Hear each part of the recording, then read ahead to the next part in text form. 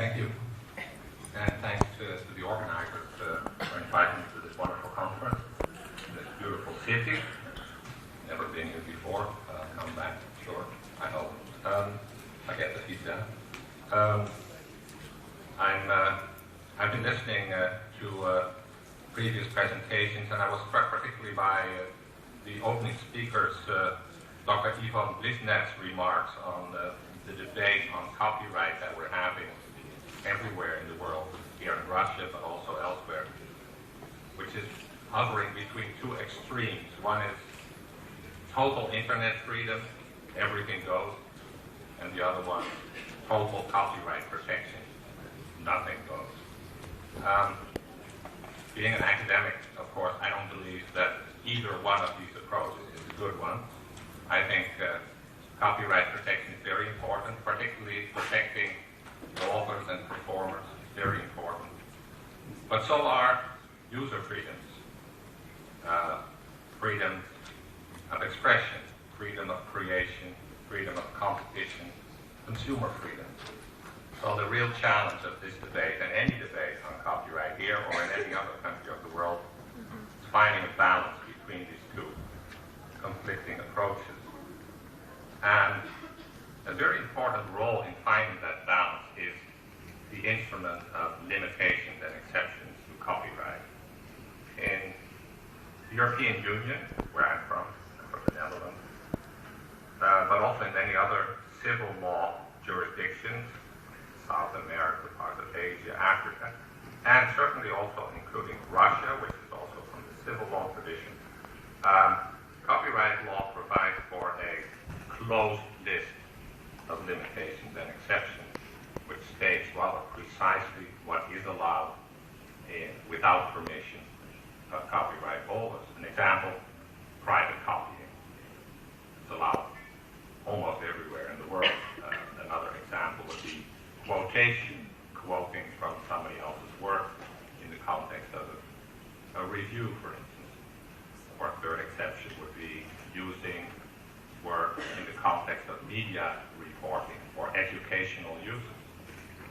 In the European Union, there's a harmonization directive of 2001, which sets some outer limits to this set of limitations and exceptions.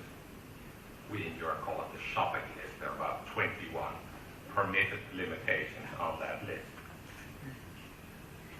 In other countries, particularly the United States, but also Singapore, Philippines, Israel, there's a very different approach to limitations and exceptions. What you see there is a general fair use rule, which is a very open norm allowing all sorts of fair uses subject to certain internal limitations. The fair use may not destroy the market for the work, and there are some other restrictions as well. So an open, flexible norm. And then there are some countries, like the United Kingdom, Ireland, Australia, and my own country, the Netherlands, where we are currently discussing the introduction of such open norms.